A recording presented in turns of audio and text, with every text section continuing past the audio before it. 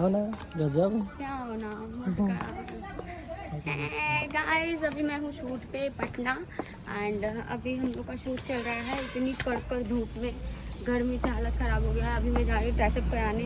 मेरा जो है ना मेकअप इधर से उधर हो रहा है और ये देखो कौन मिली है। हाल क्या है दिलों का ना पूछो सर, सरप्राइज। क्या हाल है? ठीक है। मुझे बोला कि चांदनी है।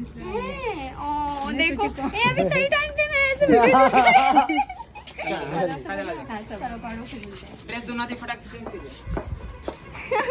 ये थी काजल राव जो कि दिख गई है।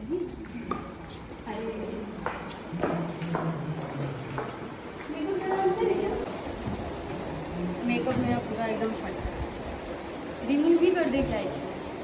लाइट मेकअप कर ले खुद से, ज़्यादा नहीं लग रहा है।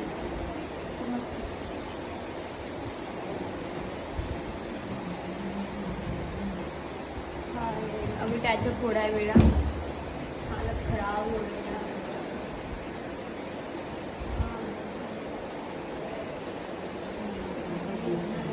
वही तो ज़्यादा डार्क लग रहा था, उनको बोले थे लाइट ही कर देंगे।